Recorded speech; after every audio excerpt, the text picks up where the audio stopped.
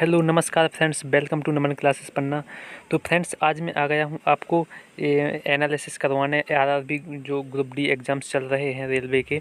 तो दोस्तों, मैं बहुत अच्छे इंपॉर्टेंट क्वेश्चंस जो आए हैं, और दोस्तों 17 अगस्त और 18 अगस्त के क्वेश्चंस को मिलाकर मैंने ये वीडियो बनाया है। दोस्तों, जो भी क्वेश्चंस पूछे गए हैं और आगे पूछे जाने की संभावना है, तो मैंने उन्हीं से रिलेटेड दोस्तों कुछ और इम्पोर्टेंट क्वेश्चंस ऐड किए हैं। तो आप बने रहिए चैनल पर। तो दोस्तों, जैसा कि आप भी एनालिसिस मैंने करवाया है एक वीडियो में, और तो अगर वो आपने वीडियो नहीं देखा तो उस वीडियो को पूरा ज़रूर देखना फ्रेंड्स। इसमें आप इंडियन जियोग्राफी से भी क्वेश्चंस पूछे जा रहे हैं और इंडियन पॉलिटी से क्वेश्चंस आ रहे हैं। तो दोस्तों, मैंने अपने से कुछ क्वेश्चंस ऐड किए हैं, और दोस्तों उन्हीं से रिलेटेड जो आगे आने वाले एग्जाम्स में जो क्वेश्चंस पूछे जाने वाले हैं अगली शिफ्ट में, तो वो भी मैं आपको टाइम टू टाइम एनालिसिस करवाता रहूँगा दोस्तों, और क्वेश्चंस लेके आता रहूँगा। तो आपको इसी तरीके की वीडियो पाने के लिए दोस्तों अभी तक मेरे चैनल को सब्सक्राइब नहीं किया, और दोस्तों शेयर ज़रूर करना, क्योंकि वीडियो आप देखते भी हैं और शेयर नहीं करते ना लाइक करते दोस्तों। तो दोस्तों चैनल को सब्सक्राइब जरूर करना। दोस्तों, सबसे पहले क्वेश्चंस आया था 17 अगस्त का क्वेश्चन है कि राष्ट्रपति और प्रधानमंत्री के बीच जो संवाद होता है दोस्तों, जो परामर्श वाली बात है, जो संविधान के किस अनुच्छेद में की गई है। तो दोस्तों अनुच्छेद 74 फ्रेंड्स, अनुच्छेद 74 में राष्ट्रपति और प्रधानमंत्री की सलाह परामर्श की बात की गई है। और संसद में दोस्तों, संसद किस, ये क्वेश्चन भी पूछा गया है, संसद किस अनुच्छेद में है संसद शब्द का वर्णन, तो 79 में संसद है दोस्तों। राज्यसभा है 80 में, और लोकसभा 81 में है। तो इस तरीके के क्वेश्चन याद रखना। और शपथ का, राष्ट्रपति की शपथ किस अनुच्छेद में है पूछा गया था क्वेश्चन, तो राष्ट्रपति की शपथ है अनुच्छेद 60 में दोस्तों। अनुच्छेद 61 में हम राष्ट्रपति पर महाभियोग, और राष्ट्रपति को समाधान की शक्ति किस में प्राप्त है, तो अनुच्छेद 72 में दोस्तों। नेक्स्ट क्वेश्चन इसी तरीके से मैं एनालिसिस करवाऊंगा दोस्तों, एक ही क्वेश्चंस में मैं आपको 5-6 क्वेश्चंस बताता रहूँगा। नेक्स्ट है त्रिपुरा में 1990 में राजभाषा क्या थी दोस्तों। अभी भी राजभाषा तो नहीं है, बट भाषा जो वहाँ पे चलती है, जो आप कह सकते हैं कि वहाँ की लोकल लैंग्वेज है, वो कोक बरोक है। और ये वाला क्वेश्चन दोस्तों MPPSC 2018 में भी पूछा गया है कि त्रिपुरा की भाषा क्या है। वर्तमान में भी अभी कोक बरोक ही चलती है।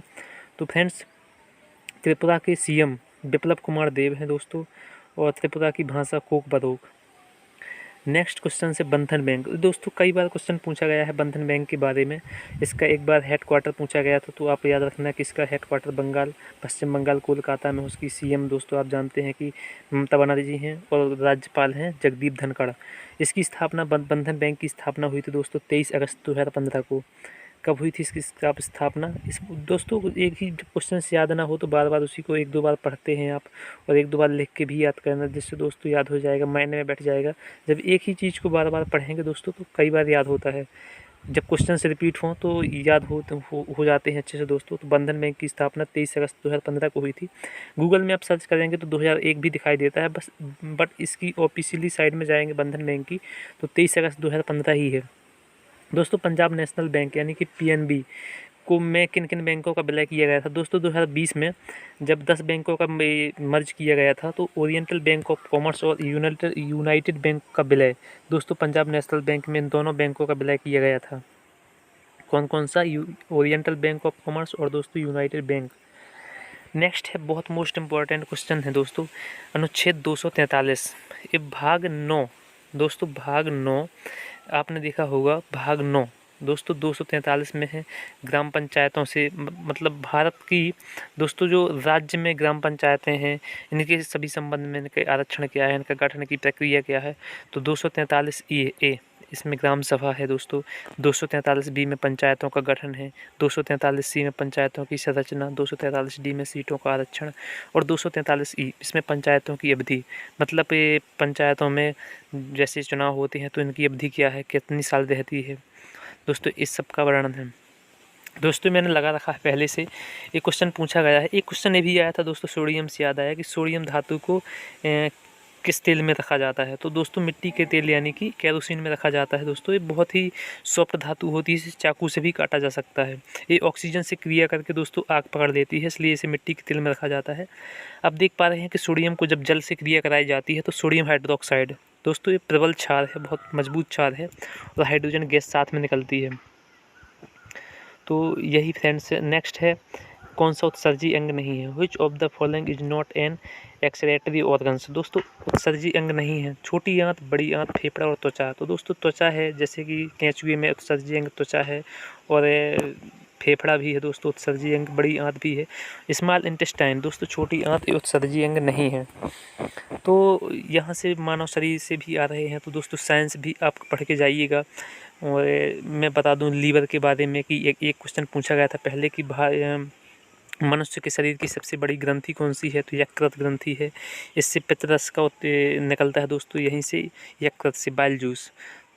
और नेक्स्ट क्वेश्चन है, भारतीय संविधान में वर्तमान में कुल कितने भाग और अनुसूचियाँ हैं? तो फ्रेंड्स वर्तमान में दोस्तों 22 भाग पहले भी थे और 22 अब भी है, लेकिन उनका भाग, जैसे भाग 9 है तो भाग 9A कर दिया है दोस्तों, भाग 4 है तो भाग 4A कर दिया है। इसलिए टोटल मिलाकर भाग गिना जाए तो वर्तमान में 25 भाग हैं और 12 अनुसूचियाँ ही हैं। पहले दोस्तों जब इसका संविधान का निर्माण हुआ था तो फ्रेंड्स 12 अनुसूचियाँ पहले भी थे और 22 भाग थे और 395 अनुच्छेद थे। दोस्तों 395 अनुच्छेद वर्तमान में भी हैं, लेकिन जैसे भाग को तोड़ा गया है, जैसे भाग 9 का, तो इसी प्रकार अनुच्छेद को भी किया गया है भाग। जैसे मैंने अभी दिखाया था आपको ग्राम पंचायत वाला कि 243A, 243B, इस प्रकार दोस्तों 450 के समथिंग अनुच्छेद हो चुके हैं, 450। तो आपको कन्फ्यूज नहीं होना, जैसे क्वेश्चंस आए उसी प्रकार से आपको आंसर देना है। तो आप देख पा रहे हैं कि पहले जब मूल संविधान में 22 भाग थे और 395 अनुच्छेद और 8 अनुसूचियाँ थी दोस्तों। और अनुसूचियाँ, 9वीं अनुसूची दोस्तों पहले संविधान संशोधन 1951 में जोड़ी गई थी दोस्तों। 10वीं अनुसूची जोड़ी गई थी दोस्तों 52वां संविधान संशोधन 1985 में, जिसका संबंध दल बदल से है। 9वीं अनुसूची में दोस्तों है भूलेखागार दोस्तों, भूलेखागार। और 11वीं अनुसूची में पंचायतों से है, ग्राम पंचायत से। और 12वीं अनुसूची में दोस्तों नगर निगम और नगर पालिकाओं से संबंधित 12वीं अनुसूची जोड़ी गई दोस्तों। 73वें संविधान संशोधन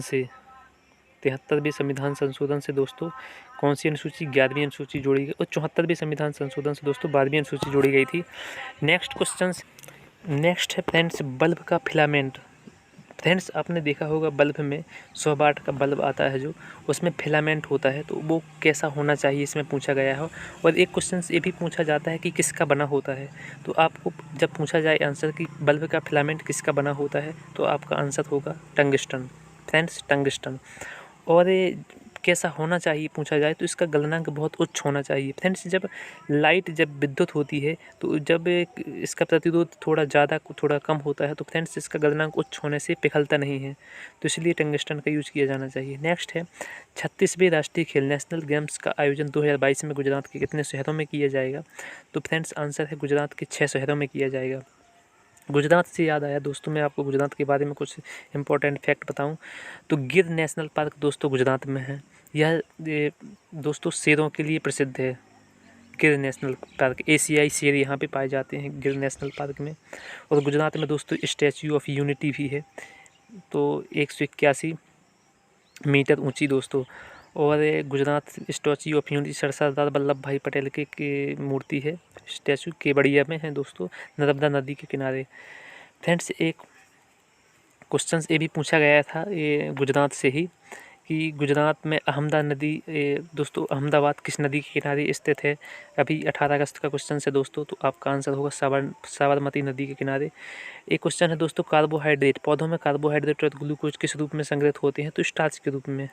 किसके रूप में संग्रहित होते हैं दोस्तों? तो स्टार्च के रूप में, याद रखना आप दोस्तों। ऊष्मा यानी कि हीट एनर्जी, ऊष्मा दोस्तों जो ऊष्मा है इसका यूनिट यानी कि यूनिट क्या नहीं है दोस्तों, कैलोरी भी होता है इसका ऊष्मा का, जूल भी होता है और वाट सेकंड भी होता है, और किलोवाट हॉर्स, ये किलोवाट हावर, ये दोस्तों इसका यूनिट नहीं है, यानी कि इसकी इकाई नहीं है दोस्तों।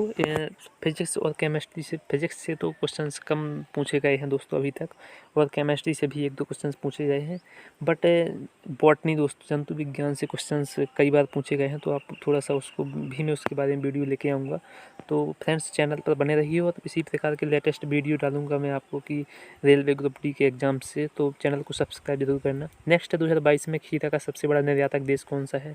तो खीरा, ककड़ी, केला दोस्तों, इनमें भारत सबसे बड़ा निर्यातक देश हो, सबसे ज़्यादा यहीं पे उत्पादन होता है, तो इसका आंसर भारत दुनिया में ककड़ी और खीरा का सबसे बड़ा निर्यातक देश बनकर उभरा है।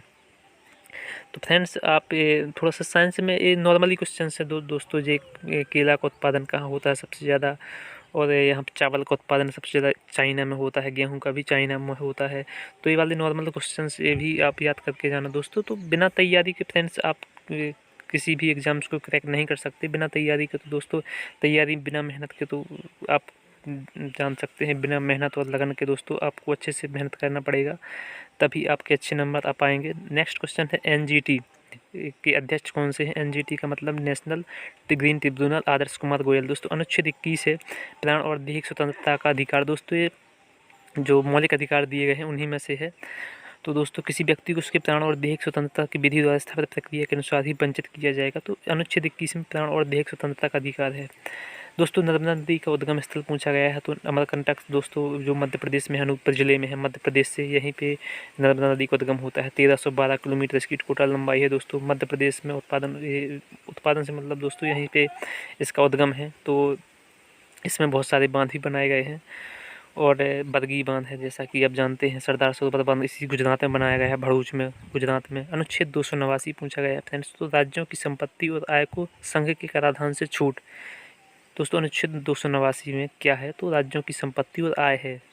दुनिया में सबसे बड़ा नदी द्वीप कौन सा है? तो दोस्तों ये ब्रह्मपुत्र नदी है। ये ब्रह्मपुत्र नदी में असम में माजुली द्वीप है। ये भारत का भी और दुनिया का सबसे बड़ा नदी द्वीप है। मन्नार की खाड़ी किसको अलग करती है? दोस्तों पाक जल संधि है और मन्नार की खाड़ी भारत और श्रीलंका के बीच में पाक जल संधि है दोस्तों, और मन्नार की खाड़ी भी भारत और श्रीलंका के बीच को उनके मध्य में है, इनको अलग करती है। दोस्तों भारत का सबसे बड़ा पुरस्कार पूछा गया है। खेल रत्न पुरस्कार की बात करें, खिलाड़ियों में कौन सा सबसे बड़ा पुरस्कार दिया जाता है? पहले दोस्तों राजीव गांधी खेल रत्न पुरस्कार नाम था, वर्तमान में इसका मेजर ध्यानचंद खेल रत्न पुरस्कार कर दिया गया है। और अगर कोच में दिया जाए तो द्रोणाचार्य पुरस्कार दोस्तों कोच का सबसे बड़ा पुरस्कार है। नेक्स्ट क्वेश्चन है फ्रेंड्स संघाई हिरण। फ्रेंड्स मैंने अभी भारत की झीलों के बारे में बताया था एक वीडियो में, अगर वीडियो नहीं देखा आपने तो वो वीडियो ज़रूर देखना। और मैंने वहाँ लोकटक झील में बताया था कि संघाई हिरण पाया जाता है, मणिपुर में है। यहीं पे केबुल लामजाओ नेशनल पार्क भी है। तो फ्रेंड्स नेशनल पार्क का वीडियो मैं अच्छे से आपको बना के लाऊंगा, तो आप उसको भी ज़रूर देखना। एक नेशनल पार्क भी पूछा जा रहा है। तो संघाई हिरण मणिपुर का राजकीय पशु भी है दोस्तों, लोकटक झील में पाया जाता है। और ये दोस्तों केबल लामजाओ नेशनल पार्क भी इसी पे है। आवर्त सारणी अब वर्तमान की दोस्तों जो आवर्त सारणी है मेंडलीप की है। अनुच्छेद 279 एक किससे संबंध है? तो जीएसटी से संबंध है दोस्तों, फुल फॉर्म है गुड्स एंड सर्विसेज टैक्स। अंतरिक्ष में जाने वाले पहले व्यक्ति कौन से थे? भारत के दोस्तों, भारत की पूछा है, भारत के पहले व्यक्ति कौन थे? तो राकेश शर्मा। नेक्स्ट है दोस्तों इसी से संबंधित कुछ स्पेस के क्वेश्चंस लेके आए हम। स्पेस में पहुंचने वाले प्रथम व्यक्ति थे रूस के यूरी गागरिन दोस्तों। नेक्स्ट है स्पेस में जाने वाली प्रथम महिला वैलेंटीना तेरेस्कोवा, ये भी रूस की हैं। वे वोस्टॉक उस यान से गई थी दोस्तों 12 अप्रैल 1984 यूरी गागरिन दोस्तों। और वोस्टॉक फर्स्ट और वोस्टॉक 6 से वैलेंटीना तेरेस्कोवा गई थी। और स्पेस में जाने वाले भारत के प्रथम व्यक्ति राकेश शर्मा। स्पेस में जाने वाली भारत की प्रथम भारतीय महिला तो कल्पना चावला दोस्तों, एक कोलंबिया शटल से अमेरिका से गई थी। नासा में ये दोस्तों पहले थी। वर्तमान 2001 में इनका दोस्तों निधन हो गया था उसी यान से लौटते हुए। तो नेक्स्ट क्वेश्चन है लोकसभा के पहले अध्यक्ष गणेश वासुदेव मावलंकर दोस्तों। वर्तमान में लोकसभा के अध्यक्ष ओम बिरला हैं। और लोकसभा की पहली महिला स्पीकर यानी कि अध्यक्ष पूछा जाए तो आपका आंसर मीरा कुमार होगा दोस्तों। तो इसी प्रकार के क्वेश्चंस और भी मैं लेके आऊँगा जो पूछे गए हैं रेलवे ग्रुप डी एग्जाम्स में। और इसी तरीके से डिटेल में आपको फ्रेंड्स मैं बताता रहूँगा और भी क्वेश्चंस ऐड करूँगा फ्रेंड्स। तो आपने चैनल को सब्सक्राइब नहीं किया तो यहाँ तक लास्ट तक वीडियो देखने के लिए दोस्तों थैंक यू, और चैनल को सब्सक्राइब जरूर करना।